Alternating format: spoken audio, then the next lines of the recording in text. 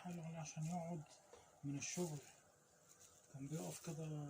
هنعمل مع بعض النهارده يا بنات فطير حلو قوي، فطير بطريقه جميله وحلوه جدا. طريقه بصوا زي العسل، عملنا بالسكر واللبن وعملنا عادي اهوت، هناكله كده. بصوا التوريقه بتاعته عامل ازاي من قلبي، حاجه زي الفل. ان شاء الله يعجبكم وتبقى فيديو خفيف عليكم. لو ان شاء الله الفيديو عجبكم متنسوش تعملوا لايك للفيديو وتعملوا شير للفيديو عشان يوصل لكل حبايبكم. وحبايب قلب الاول مره يزوروني النهارده ما ينسوش يعملوا لايك ويعملوا كومنت حلو وينزلوا يفعلوا الجرس عشان يوصل لهم كل جديد. يلا بينا نشوف هنعمل الفطير الجامد ده ازاي النهارده وازاي بابسط طريقه. يلا بينا. السلام عليكم ورحمه الله وبركاته. ازيكم يا بنات؟ يا رب تكونوا بخير كلكم وبصحه كويسه. النهارده نعمل مع بعض، انا كنت الحقيقه بعمله والله، وبعدين قلت اوريه لكم لان انا عامله قبل كده حاجه شبهه في القناه يعني، فما كنتش عايزه اعمله. بس دي طريقه حلوه قوي وجميله، مختلفه تعجبكم قوي قوي قوي، تديكم توريقه بتاعه الفطير المشلتت بطريقه يا جماعه بصوا مش متخيلين، هبقى امانه ربنا يعني، بطريقه حلوه جدا. فانا قلت اوريه لكم عشان كله يستفاد ان شاء الله يعني تستفادوا.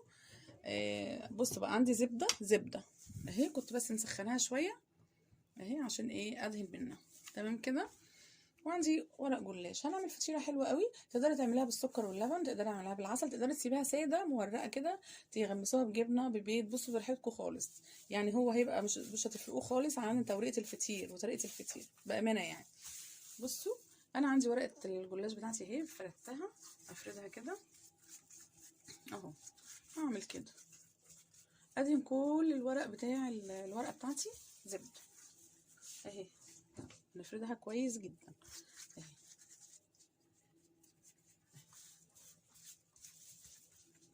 والله قلت اوريكم الطريقه ان شاء الله تعجبكم، يمكن حد يستفاد بالطريقه دي ان شاء الله يعني. تمام كده. ادي ورقه الجلاش بتاعتي انا دهنتها. هعمل ايه بقى؟ هحط تاني ورقه تانية عليها اهو كده، وهنفردها برده كويس جدا. انا عايزه بس ايه الطروف تيجي على بعضها. تمام كده اهي اهي زي العسل كده. وندهن برده كده كل الورقه بتاعتنا كلها اهي. طريقه جميله حلوه قوي والله، الطريقه تعجبكم خالص باذن الله يا رب اهي. سيبي الطروف بتاعتك كويس عشان هنطبق الطروف دي على بعضها. انا كنت عامله حاجه زي كده بس كانت بالعسل بالسكر واللبن، بس كنت عامله ورقه واحده بس كنت مطبقاها كده، كانت حلوه قوي.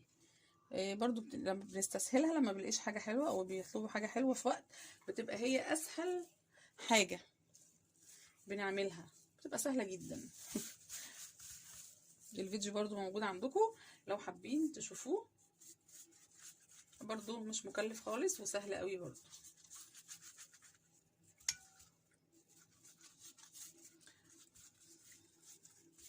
ولو حابيني احط لكم لينك الفيديو ان شاء الله التاني برضو تحت الفيديو ده باذن الله، هتقولوا لي بس في التعليقات وانا هنزله لكم على طول ان شاء الله. اهو هروح جايه حاطه كمان واحده اهي، بس بالظبط كده افرديها اهي، ونروح دهنينها برضو زبده بنفس الطريقه اهي.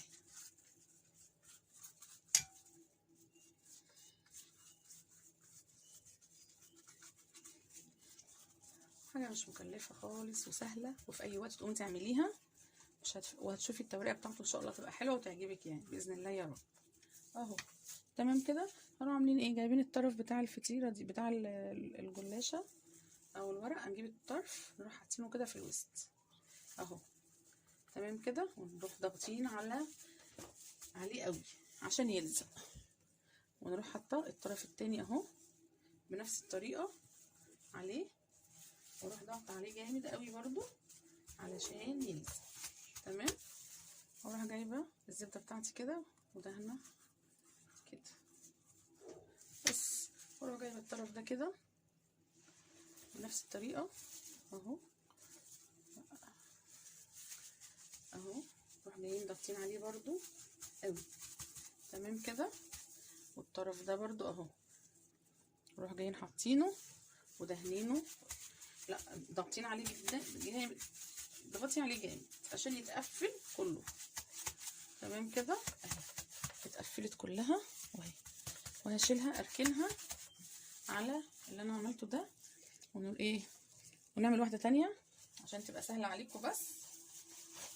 وهنسويه برده بطريقه حلوه قوي وسهله ان شاء الله تعجبكم برده باذن الله يا رب.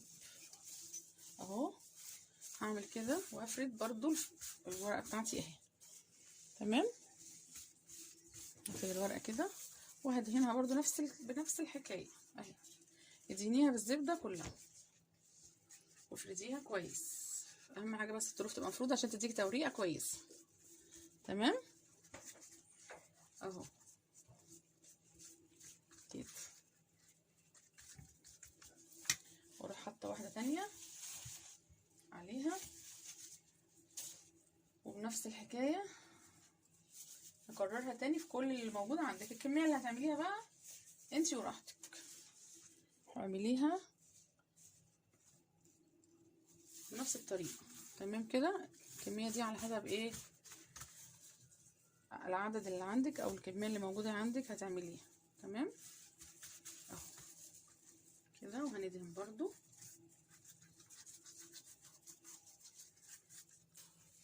بس كده، وهنحط كمان واحده اهي بنفس الطريقه. هي جت مقطوعه اتنين بس انا حطيت واحده جنب واحده عادي يعني خالص، نصين اهم جنب بعض عادي مفيش اي مشكله. تمام كده. وهندهنه كده بنفس الطريقه اهي.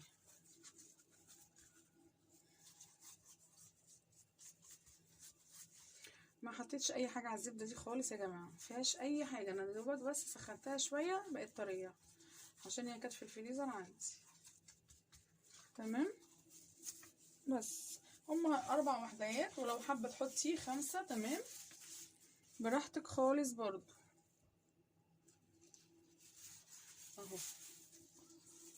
انتي على حسب ذوقك وانتي اللي انتي تحبيه يعني، حسب لو عايزه التوريقه تبقى زياده زودي في الطبقات. ماشي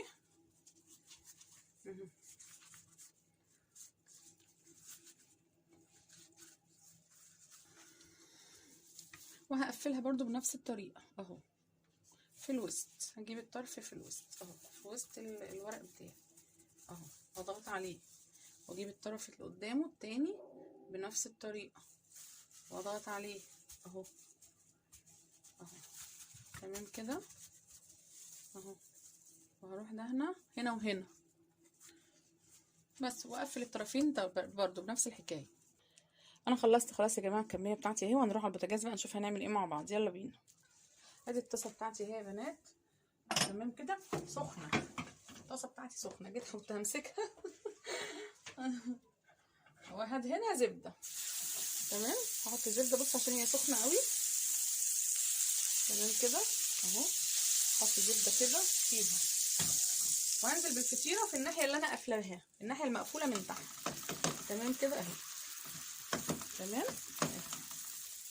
ننزل بالفطيره في الناحيه المقفوله من تحت الزبده اللي احنا حاطينها. تمام كده اهو. بصوا زي ما قلت لكم كده، بصوا ما تاخدش اي وقت خالص اهي.